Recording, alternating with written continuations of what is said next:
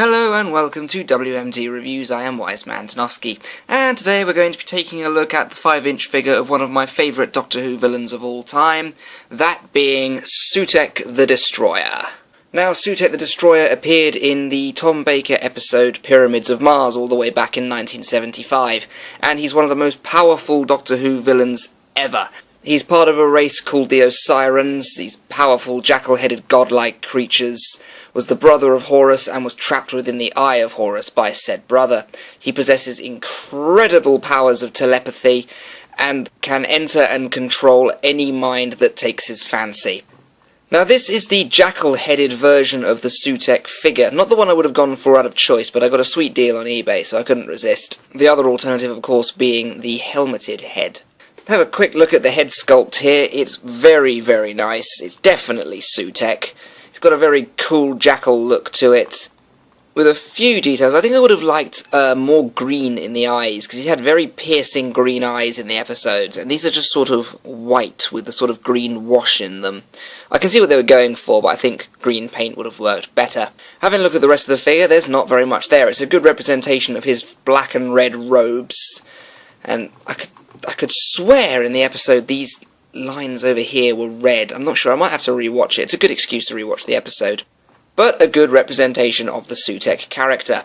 Now, posability-wise, you do get a few options. The head will go all the way around. You can do sort of Exorcist Sutekh. The arms are kind of restricted. They can only really go this far forwards and this far back because of the top of the tunic here. Now, there is a bicep swivel here. There is a bend in the elbow there. And the wrists will not spin at all. The waist section will not move either, and when you come down here underneath, there are feet in here, but they really serve very little purpose, as most of the figure just rests on the base of the robes. Now, Sutekh never travels alone, and the Pyramids of Mars collector's set does come complete with 2 Servitor mummies. These figures are very, very nice indeed. You see, there's a good amount of detail for such a simplistic design. I love the gold. It gives you a really regal look, and considering these are the mummies protecting Sutekh the Destroyer, you'd expect that. Detail-wise, there's not a tremendous amount going on. They're mummies. What do you expect? It's just going to be a big lump of bandages.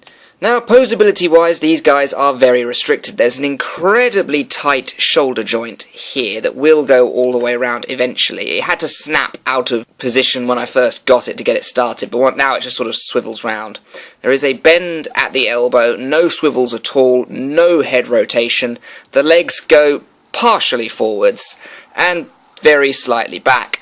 There's a thigh swivel there, a bend in the knee, and even the feet will spin all the way around. So, a bit restricted in some areas, but very loose in the legs.